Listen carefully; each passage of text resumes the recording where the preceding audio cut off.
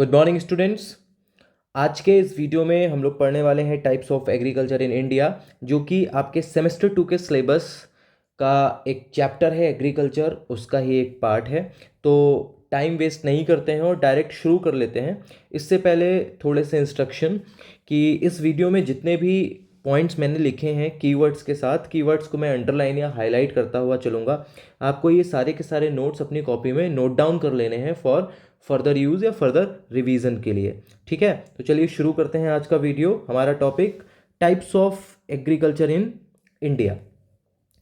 जैसा कि हम सबको बचपन से ही पढ़ाया जाता रहा है कि एग्रीकल्चरल कंट्री है हमारा इंडिया, क्योंकि यहाँ पर मेजॉरिटी पॉपुलेशन आज भी एग्रीकल्चर में इन्वॉल्व है। ठीक है, उसकी इनकम का सोर्स एग्रीकल्चर है, डायरेक्टली और इनडायरेक्टली। ठीक है, तो agriculture play an important role in the Indian economy. ठीक है, किस तरह से रोल प्ले करता है वो हम देख लेते हैं। सबसे पहला पॉइंट हमारा है कि ये हमको फूड प्रोवाइड कराता है। ठीक है, it provides food for the ever increasing population of the country. जैसा कि आपको पता है, आप अक्सर टेलीविज़न वगैरह में जो भी पॉलिटिशियंस भाषण देते हैं आप सुनते हैं 130 करोड़ पॉपुलेशन, 135 करोड़ पॉपुलेशन। तो ये कम नहीं होती है, और वैसे भी डेटा के according we are the second most populous country in the world. ठीक है, तो हमारी पॉपुलेशन बहुत ज़्यादा है, और आप सोचिए कि हमारी एग्रीकल्चर में इतनी कैपेबिलिटी है कि उन सबको लगभग सबको फूड प्रोवाइड कराती है। ठीक है, तो पहला point, it provide food for the ever increasing population of the country. ठीक है, फिर अभी आप आगे चल के एक चैप्टर पढ़ने वाले हैं इंडस्ट्रीज़ का। उसमें कई टाइप्स ऑफ इंडस्ट्रीज़ दी हुई हैं, जिसमें से एक इंडस्ट्री है जिसका नाम है एग्रो बेस्ड इंडस्ट्री। ये क्या होती हैं मैं आपको बता देता हूँ। एग्रो बेस्ड इंडस्ट्री बेसिकली वो इंडस्ट्री होती हैं जिनको अपना प्रोडक्ट बनाने के लिए रॉ मटेरियल चाहिए होता है। ठीक है, और वो रॉ मटेरियल उनको मिलता है एग्रीकल्चर से। समझ में आ रहा है आपको? मान लीजिए कि कहीं पर कॉटन का प्रोडक्शन हो रहा है और एक टेक्सटाइल मिल है। टेक्सटाइल मिल में कॉटन का कपड़ा बनता है, सूती कपड़ा बनता है। उसको रॉ मटेरियल के लिए क्या चाहिए? कॉटन। तो वो किसके पास जाएगा? एक ऐसे किसान के पास जाएगा जो कि कॉटन ग्रो करता है। तो टेक्सटाइल इंडस्ट्री बेसिकली क्या हो गई? एक एग्रो बेस्ड इंडस्ट्री। तो इन शॉर्ट में जो इंडस्ट्रीज डिपेंड करती हैं रॉ मटेरियल के लिए एग्रीकल्चर प्रोडक्ट पर, उनको हम कहते हैं एग्रो बेस्ड इंडस्ट्री। तो सेकेंड पॉइंट क्या है कि ये जो हमारा एग्रीकल्चर है ये सप्लाई करता है raw material for agro based industries, जैसे कि टेक्सटाइल, जैसा कि मैंने आपको अभी बताया, या फिर फूड प्रोसेसिंग इंडस्ट्री, जैसे कि आटा बनाने की कोई मिल है। ठीक है, तो उसको रॉ मटेरियल चाहिए ना, गेहूं, तो गेहूं उसको एग्रीकल्चर से मिलेगा। ठीक है, तो सेकेंड पॉइंट इज दिस। आगे बढ़ते हैं। It provide a market for industrial goods such as machinery and agricultural implement. अब देखिए, मशीन और एग्रीकल्चरल इम्प्लीमेंट, ये जो गुड्स हैं ये कहाँ बिकेंगे? भाई जाहिर सी बात है कि इन गुड्स का यूज़ किया जाता है एग्रीकल्चर में, बड़ी बड़ी हैवी मशीनरी का यूज़ किया जाता है। तो बेसिकली ये एक मार्केट भी ओपन कर देते हैं ऐसी इंडस्ट्रीज़ के लिए जो कि हैवी मशीनरी बनाते हैं, जैसे कि थ्रेसर हो गया। ठीक है, और उसके अलावा ट्रैक्टर वगैरह जैसी मशीन हो गई। ठीक है, तो इस तरह की मशीनों के लिए जो इंडस्ट्री है हैवी मशीनरी की, एग्रीकल्चर उसके लिए एक मार्केट ओपन करता है। ठीक है, तो उनके पास अपॉर्चुनिटीज़ आती है। तो ये भी एक तरह से इकोनॉमी में कंट्रीब्यूशन है। ठीक है, तो तीसरा point, it provide a market for industrial goods such as machinery and agricultural implements. Next point, हमारे कितने पॉइंट हो गए? 3, 1, 2 एंड 3। फोर्थ पॉइंट की बात करें, it provides employment to million of peoples. जैसा कि मैंने आपको वीडियो के शुरुआत में ही बताया था कि एक लार्ज अमाउंट ऑफ पॉपुलेशन जो है, मेजॉरिटी ऑफ पॉपुलेशन जो है, आज भी 2021 के समय में भी एग्रीकल्चर में इन्वॉल्व है, डायरेक्टली या फिर इनडायरेक्टली। जिन किसानों के पास ज़मीन है वो डायरेक्टली अपने खेत में काम कर रहे हैं, या फिर जिनके पास ज़मीन नहीं है, जिनकी ज़मीन बिक गई है या फिर हड़प ली गई है, लोन की वजह वो लोन नहीं चुका पाए हैं, तो बैंक ने उस पर कब्जा कर लिया है, तो वो किसी दूसरे बड़े लैंड होल्डर के लैंड पर एज अ लेबर काम करते हैं, बट वो एग्रीकल्चर में इन्वॉल्व तो हैं ही। ठीक है, तो इस तरह से एम्प्लॉयमेंट प्रोवाइड किया जाता है। तो फोर्थ पॉइंट हमारा, it provides employment to the million of people. ठीक है, last point, it accounts for a large portion of India's export. India बहुत सारी चीज़ों को इंपोर्ट करता है, इंडिया बहुत सारी चीज़ों को एक्सपोर्ट भी करता है। तो एक्सपोर्ट की जाने वाली चीज़ों में बहुत बड़ा हिस्सा यानी बहुत बड़ा रोल प्ले करता है हमारा एग्रीकल्चरल सेक्टर। ठीक है, large portion of India's export. ठीक, तो ये हो गया हमारा एक तरह से इकोनॉमी में किस तरह से हमारा इंडियन एग्रीकल्चर कंट्रीब्यूट कर रहा है या रोल प्ले कर रहा है। ठीक है, आगे बढ़ते हैं वीडियो में। अब आ जाते हैं हम उस टॉपिक पे जिसके बारे में मैंने आपको बताया था, टाइप्स ऑफ एग्रीकल्चर। ठीक है, इसमें हमारा पहला टाइप है शिफ्टिंग एग्रीकल्चर। अब शिफ्टिंग एग्रीकल्चर को कई सारे नामों से जाना जाता है, जैसे कि स्लैश एंड बर्न एग्रीकल्चर, जैसे कि झूम या फिर पोनम एंड पोडू, इन नामों से भी शिफ्टिंग कल्टीवेशन या शिफ्टिंग एग्रीकल्चर को जाना जाता है। ये एक परंपरागत मेथड है, यानी कि बहुत पुराना मेथड है, ट्राइबल्स के समय से चलता चला आ रहा है। It is a primitive method of cultivation. इसमें किया क्या जाता है, इसमें फॉरेस्ट के एक बड़े हिस्से को क्लीन कर दिया जाता है। ठीक है, क्लीन करने के बाद वहाँ पे जो भी ट्रीज वगैरह हैं उनको जला दिया जाता है और उनकी राख को मिट्टी में मिला दिया जाता है। देन वहाँ पर वो अपनी एग्रीकल्चर को स्टार्ट करते हैं, जो भी उन्हें उगाना है, ग्रो करना है, वो स्टार्ट कर देते हैं। ठीक है, तो ये तो हो गया पहला स्टेप। क्या हो गया कि पैच ऑफ फॉरेस्ट को वो क्लियर कर देते हैं, जला देते हैं पेड़ों को, और उसके बाद जो उसकी ऐश है उसको मिक्स कर देते हैं in the soil. First step. दूसरा स्टेप क्या होता है, दूसरे स्टेप में आफ्टर 2 और 3 ईयर्स, जब भाई कई बार उसमें 2-3 सालों से लगातार काम चल रहा है, क्रॉप ग्रो की जा रही है, तो जो मिट्टी है वो अपनी फर्टिलिटी खत्म कर देती है। ठीक है, तो सॉइल लूजेज इट्स फर्टिलिटी। तो इसकी वजह से क्या होता है कि अब जब फर्टिलिटी खत्म हो गई है, वो लैंड हमारे काम का नहीं है, उस पर किसी भी तरह की खेती नहीं की जा सकती है। तो जो भी लोग या जो भी कम्युनिटी वहाँ पर रहती है, जाहिर सी बात है वो नोमैड्स हैं जो ये काम करते हैं, तो वो उस पैच ऑफ लैंड को छोड़कर आगे चले जाते हैं और फिर एक new patch of land clear करते हैं कल्टीवेशन के लिए। ओके, तो ये था हमारा सेकेंड पॉइंट। थर्ड पॉइंट की बात करें कि कौन कौन सी चीज़ें ग्रो की जाती हैं, मेज़ ग्रो किया जाता है, पोटैटो, याम, कसावा। शिफ्टिंग कल्टीवेशन में ये कुछ चीज़ें हैं जो मेजरली ग्रो की जाती हैं। ठीक है, it is mainly practice in north east India.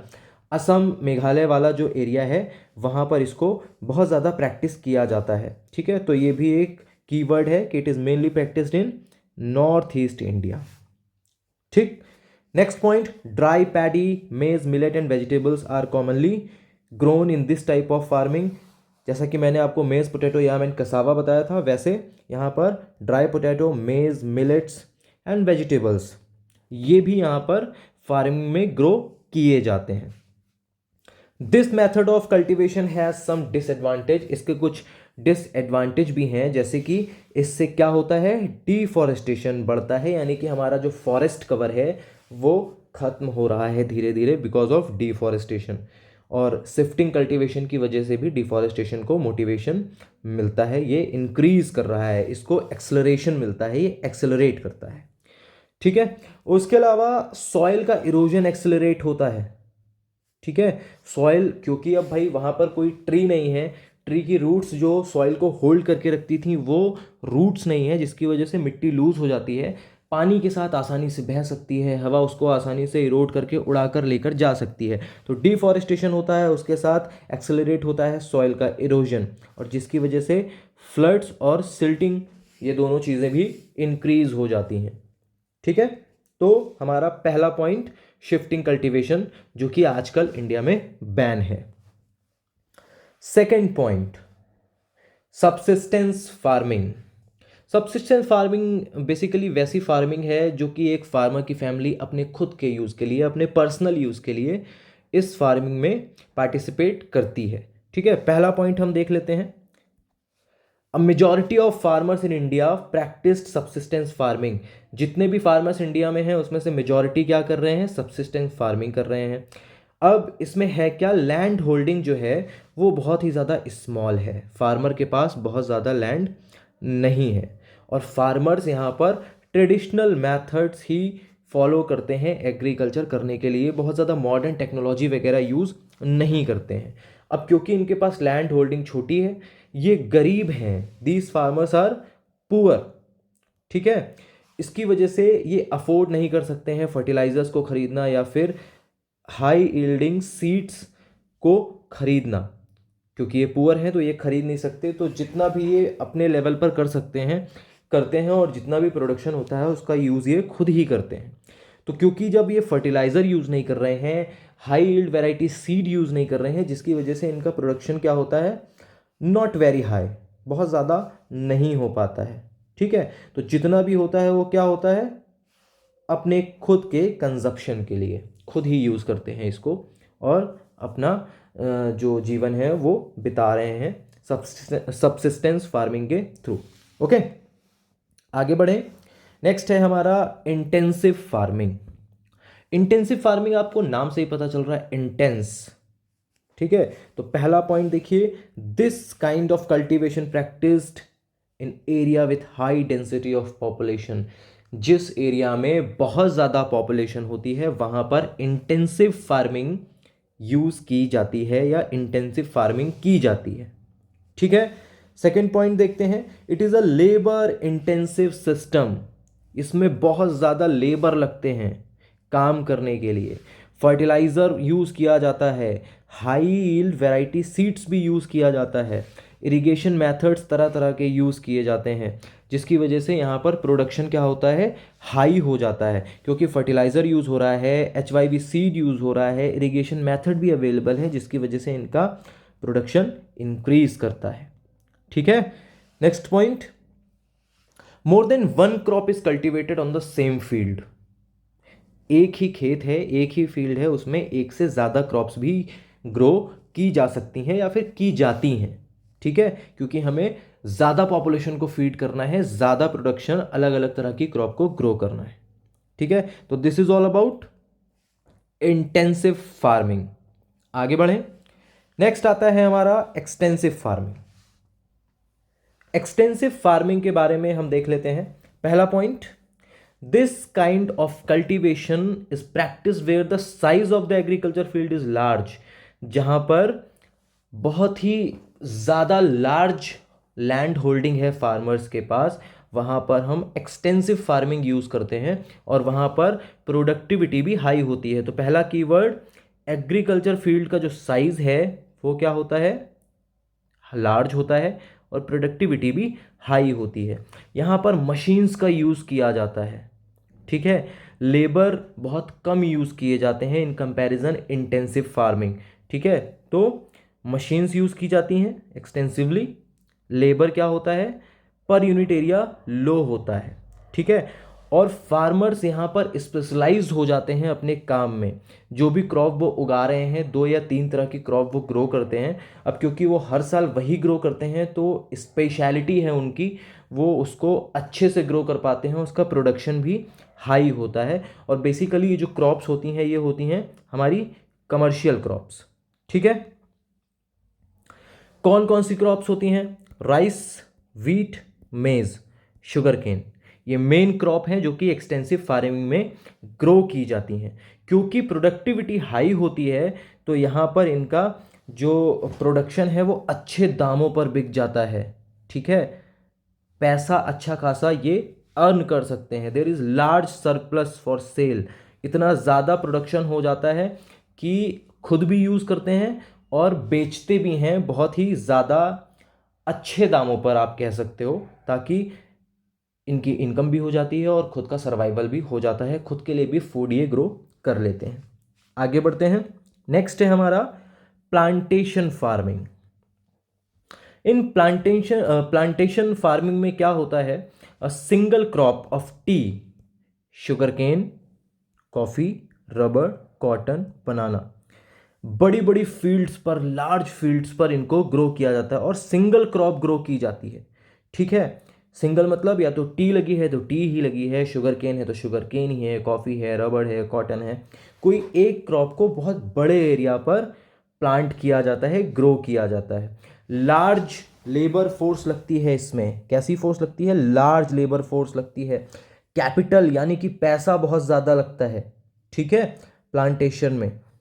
उसके अलावा नेक्स्ट पॉइंट आता है हमारा, डेवलप्ड ट्रांसपोर्ट चाहिए होता है, ताकि जो क्रॉप हम ग्रो कर रहे हैं उनको प्रोसेसिंग के लिए फैक्ट्रीज तक पहुंचाया जा सके। तो क्या चाहिए हमें? डेवलप्ड ट्रांसपोर्ट चाहिए। क्यों? क्योंकि हमें फैक्ट्रीज तक जाना है प्रोसेसिंग के लिए। ये टी है, अब टी को हम रख नहीं सकते ना अपने घर पे, हमको उसको फैक्ट्री तक ले जाना है, गन्ने को शुगर मिल तक ले जाना है। ठीक है, तो डेवलप्ड ट्रांसपोर्टेशन होना चाहिए। Okay, next, latest technology and modern method of agriculture use किए जाते हैं। यहाँ पर जो लेटेस्ट टेक्नोलॉजी है उसको यूज़ करते हैं और एग्रीकल्चर के मॉडर्न मेथड्स यूज करते हैं। प्रिमिटिव या फिर ट्रेडिशनल मेथड यूज़ नहीं किए जाते हैं। ठीक है, और इस तरह की जो कल्टीवेशन है उसमें जो क्रॉप है उसको बेसिकली यूज़ किया जाता है एक्सपोर्ट करने के लिए बाहर के देशों में, जिससे हमें मिलता है फॉरेन एक्सचेंज। एंड अगेन ये क्या करता है? हेल्प करता है हमारी इकोनॉमी को। ठीक है, आगे बढ़ते हैं। मिक्स्ड फार्मिंग, पहला पॉइंट, टू और more crops grown together on a rotation basis. एक साथ दो या दो से ज़्यादा क्रॉप्स रोटेशन बेसिस पर ग्रो की जा सकती हैं। ठीक है, apart from growing crops and fodder crops, animal are also reared. अब यहाँ पर क्रॉप तो ग्रो करते ही करते हैं, साथ में जानवर भी पालते हैं। ठीक है, जानवर को चारा वगैरह भी यहाँ से मिल जाता है। Okay, next, this type of cultivation ensure farmers with a steady income. अब मिक्स्ड फार्मिंग के साथ क्या सोर्स है कि क्योंकि यहाँ पर दो या दो से ज़्यादा क्रॉप्स ग्रो की जा रही हैं रोटेशन बेसिस पे, तो एक फिक्स इनकम तो हो ही जाती है। क्योंकि अगर कोई एक क्रॉप खराब प्रोड्यूस करती है या उसका प्रोडक्शन अच्छा नहीं होता है या वो क्रॉप खराब हो जाती है किसी भी इन्वायरमेंटल एक्टिविटी की वजह से, तो कोई दूसरी क्रॉप, दूसरी नहीं तो तीसरी क्रॉप से उनको इनकम हो ही जाती है, जिसकी वजह से इनके पास एक स्टेडी इनकम रहती है। ठीक है, तो this is all about mixed farming. आगे बढ़ते हैं, कमर्शियल फार्मिंग। नाम से ही आपको पता चल रहा है कमर्शियल यूज़ के लिए ये फार्मिंग की जाती है। अब पहला पॉइंट क्या है? In this type of farming crops are grown for commercial purpose. नाम से ही पता चल रहा है, जैसा कि मैंने आपको पहले ही बताया। अब कमर्शियल पर्पस मतलब सेल करने के लिए लोकल या फिर इंटरनेशनल मार्केट में। सिंपल सी बात है। वीट और मेज़ ये दो मेन क्रॉप हैं जो कि कमर्शियल ग्रेन फार्मिंग में ग्रो की जाती हैं। ठीक है, तो ये सेकेंड पॉइंट था हमारा।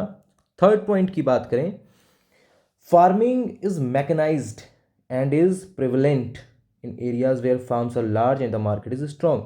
यहाँ पर जो फार्मिंग है वो वेल मैकेनाइज्ड है। ठीक है, क्योंकि यहाँ पर जो फार्म्स हैं वो लार्ज हैं, मार्केट भी स्ट्रॉन्ग है, अच्छा पैसा मिल जाता है। ठीक है, लोकल नहीं तो इंटरनेशनल हम उसको बेच देते हैं।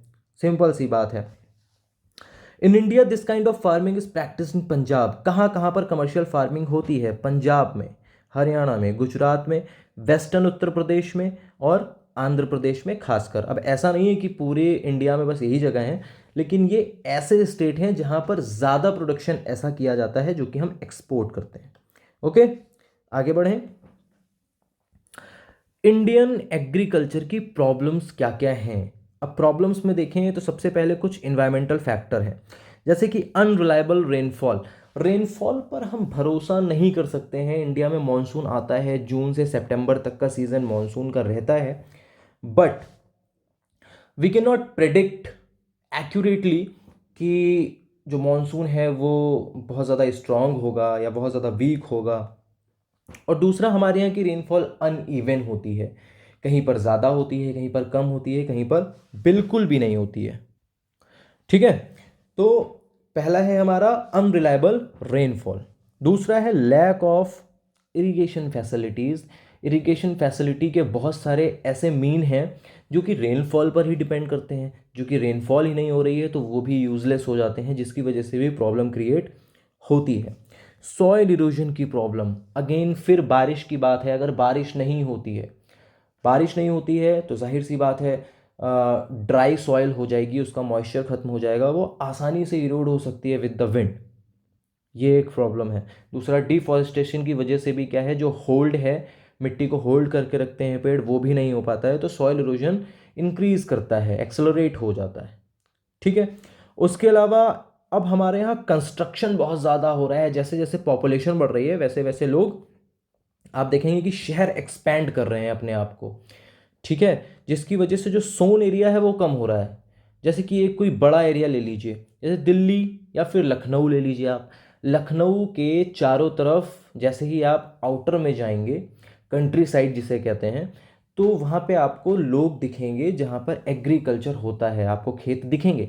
लेकिन धीरे धीरे क्योंकि लखनऊ की पॉपुलेशन बढ़ रही है और एक्सटेंड कर रहा है लखनऊ, तो अब लखनऊ का जो कंट्री साइड है वहाँ पर एग्रीकल्चर फील्ड को ख़त्म करके, क्लियर करके वहाँ पर प्लॉटिंग कर दी जा रही है, जिसकी वजह से क्या हो रहा है, सोन एरिया कम हो रहा है। तो ऐसा पूरे इंडिया में हो रहा है कि सोन एरिया कम हो रहा है, तो ये भी एक प्रॉब्लम है। तो इन्वायरमेंटल फैक्टर में तीन थे, unreliable rainfall, lack of irrigation, soil erosion and reduction in net sown area. Okay. Institutional factors कौन कौन से हैं? Small and fragmented land holding, या तो किसानों के पास कम ज़मीन है, अगर उनके पास ज़मीन है तो टुकड़ों में है, छोटे छोटे टुकड़ों में लोगों के पास है। ठीक है। तो ये एक प्रॉब्लम है। अब एक जगह बड़ा सा लैंड हो तो उस पर अच्छा प्रोडक्शन हो सकता है, लेकिन अगर 10 जगह छोटा छोटा लैंड है तो वो फिर उतना ज़्यादा इफ़ेक्टिव नहीं है। फार्मर्स का एक्सप्लॉयटेशन बहुत होता है। आपने सुना होगा, कोई अमीर इंसान है गांव का जो कि पैसे उधार पे देता है, फिर उसके बाद ज़मीन हड़प लेता है क्योंकि किसान उनका पैसा वापस नहीं कर पाते हैं, और क्योंकि किसान अनपढ़ होते हैं, गरीब होते हैं। ठीक है। तो उनको एक्सप्लॉयट आसानी से कर लेते हैं लोग, वो बहुत ज़्यादा नॉलेजेबल नहीं होते अपने राइट्स को लेकर। ठीक है। तो एक्सप्लॉयटेशन हो जाता है। तो दो पॉइंट हैं, small land holding and exploitation of farmers. Next आता है हमारा इकोनॉमिक फैक्टर। इकोनॉमिक फैक्टर क्या है? सबसिस्टेंस एग्रीकल्चर, यानी कि ज़्यादातर, हमने जैसा कि अभी बात की थी कि इंडिया में ज़्यादातर किसान वैसी खेती करते हैं जिसका प्रोडक्शन वो खुद ही कंज्यूम कर लेते हैं क्योंकि उनकी लैंड होल्डिंग कम है, तो ये भी एक प्रॉब्लम है। उसके बाद ग्लोबलाइजेशन की जो चैलेंजेस हैं उनकी वजह से भी थोड़ा सा पिछड़ापन आ जाता है, क्योंकि एक्सपोर्ट करने के लिए जो हमें प्रोडक्ट चाहिए वो बहुत ही हाई क्वालिटी का, A1 क्वालिटी का होना चाहिए। अगर हम उसके स्टैंडर्ड से मैच नहीं कर पाते हैं तो हमारा प्रोडक्शन, मान लीजिए कि हमने 1000 टन गेहूं को एक्सपोर्ट करने के लिए, यूएस में एक्सपोर्ट करने के लिए या फिर रशिया में एक्सपोर्ट करने के लिए ग्रो किया है। अब रशिया को जो क्वालिटी चाहिए हम उसके स्टैंडर्ड से मैच नहीं कर पा रहे हैं, उसने मना कर दिया कि हम नहीं खरीदेंगे। तो फिर हमारा तो जो मोटिव था वो फेल हो गया ना, हम उसको एक्सपोर्ट नहीं कर पा रहे हैं, अब उसे हम अपनी कंट्री में ही कंज्यूम करेंगे। ठीक है। तो ये भी एक प्रॉब्लम है। आगे, टेक्नोलॉजिकल फैक्टर। टेक्नोलॉजिकल फैक्टर क्या हो सकते हैं भाई? इनएफिशिएंट टेक्निक्स यूज़ की जाती हैं, बहुत ज़्यादा मॉडर्न टेक्नोलॉजी यूज़ नहीं की जाती हैं। अब 2021 में जाके कुछ फार्मर्स हैं जो कि अफोर्ड कर सकते हैं अच्छी टेक्निक, वो यूज़ कर भी रहे हैं, बट स्टिल बहुत ज़्यादा मेजॉरिटी ऑफ फार्मर्स ऐसे हैं जो कि अभी भी नहीं कर पाते हैं। ठीक है। तो ये भी एक फैक्टर है कि लोग अभी भी ट्रेडिशनल खेती कर रहे हैं, प्रिमिटिव मेथड से खेती कर रहे हैं, और जो टेक्नोलॉजी वो यूज़ कर भी रहे हैं क्योंकि वो पुरानी है तो इनएफिशिएंट है। ठीक है। तो इन सारी प्रॉब्लम से टैकल करने के लिए गवर्नमेंट क्या कर रही है? ठीक है। या कोई इंस्टीट्यूशंस हैं वो क्या कर रहे हैं, स्टेप कौन कौन से हैं जो वो ले रहे हैं हमारे यहाँ पर एग्रीकल्चर की प्रॉब्लम्स को दूर करने के लिए, इम्प्रूवमेंट लाने के लिए। ठीक है। पहला काम वो कर रहे हैं, एबोलिशन ऑफ जमींदारी सिस्टम। उन्होंने कर दिया, जमींदारी सिस्टम खत्म हो गया है। अब वो नहीं, जो पुरानी फिल्मों में दिखाते थे कि एक जमींदार है जो सारे किसानों को टॉर्चर कर रहा है, उनकी ज़मीन हड़प रहा है, वो सारी चीज़ें अब खत्म हो चुकी हैं। जमींदारी सिस्टम या जमींदारी एक्ट खत्म कर दिया गया है। ठीक है। उसके अलावा जैसा मैंने अभी आपको बताया था, फ्रेगमेंटेड लैंड, बिखरा हुआ है छोटे छोटे टुकड़ों में, उसको कंसोलिडेट किया गया है, उसको चकबंदी कहते हैं, चकबंद कर दिया गया है और एक छोटे छोटे प्लॉट्स को मिलाकर, छोटे छोटे लैंड्स को मिलाकर एक बड़ा एरिया क्रिएट कर दिया गया है ताकि उस पर अच्छे से खेती की जा सके। ठीक है। इरिगेशन इंफ्रास्ट्रक्चर को इम्प्रूव किया गया है कि हम ज़्यादा बारिश पर डिपेंड ना रहें। वैसे हम करते तो हैं ही, क्योंकि नेचुरल है, हमारी इंडिया जो है वो मॉनसून के लिए ही जाना जाता है। यहाँ की क्लाइमेट में मॉनसून का एक बड़ा रोल है। लेकिन फिर भी अगर मॉनसून नहीं आता है तो हम क्या करेंगे, उसके लिए हमने कुछ अलग तरीके के मीन ऑफ इरिगेशन डेवलप कर लिए हैं ताकि हम टोटली डिपेंड ना रहें। डिपेंड तो रहें मॉनसून पर, बट ऐसा भी नहीं कि अगर मॉनसून नहीं आएगा तो हमारे यहाँ खेती नहीं होगी। ठीक है, तो ये भी एक स्टेप लिया गया है। मिनिमम सपोर्ट प्राइस, अब क्या है कि किसी भी क्रॉप के लिए गवर्नमेंट ने एक प्राइस फिक्स कर दिया है कि हम इतने में तो लेंगे ही लेंगे, इससे कम में तो आपको हम नहीं खरीदने वाले हैं। तो किसानों को एक तसल्ली रहती है, ठीक है, कि हम जो भी ग्रो कर रहे हैं कम से कम सरकार हमसे इतने रुपए में तो ले ही लेगी। ठीक है, तो किसानों को थोड़ा मोटिवेशन मिलता है कि हाँ चलो, हमारा एक फिक्स प्राइस तो है कि हमने ग्रो किया है तो इतने पे तो बेच ही देंगे, इससे कम नहीं मिलने वाला है हमें। ठीक है, नेक्स्ट पॉइंट क्या है, provision of subsidies to farmers for purchasing fertilisers and seeds. आपको पता होना चाहिए कि इंडिया में जो फर्टिलाइजर्स हैं और जो बीज हैं, किसानों के लिए स्पेशल शॉप्स खुली हुई हैं और वहाँ पर फर्टिलाइज़र और सीड्स जो हैं वो सब्सिडी पर मिलते हैं। ठीक है, फॉर एग्जांपल कि अगर 50 रुपए का कोई फर्टिलाइज़र का पैकेट है तो सरकार उसे कहती है कि ठीक है, आप सिर्फ 30 रुपए में ख़रीद लो या फिर सिर्फ 20 रुपए में ख़रीद लो, बाकी जो लेफ्ट अमाउंट है वो कौन देगा, वो देगी गवर्नमेंट। ठीक है, तो इसको कहते हैं सब्सिडी, कि किसी भी चीज़ का जो प्राइस है वो ज़्यादा है, बट सरकार ने क्या बोला है कि उसका एक पार्ट आप दे दो, एक पार्ट हम दे देंगे, तो आप पे थोड़ा सा कम बर्डन पड़ेगा। तो ये कुछ स्टेप्स हैं जो कि लिए गए हैं गवर्नमेंट की तरफ से इंडिया में एग्रीकल्चर की प्रॉब्लम से टैकल करने के लिए और उसको इम्प्रूव करने के लिए। ठीक है, तो this is all about this video, और आगे के वीडियो हम आगे के टॉपिक डिस्कस करेंगे, लेकिन आज के वीडियो में बस इतना ही। आपसे मैं मिलता हूँ नेक्स्ट वीडियो में। Thank you.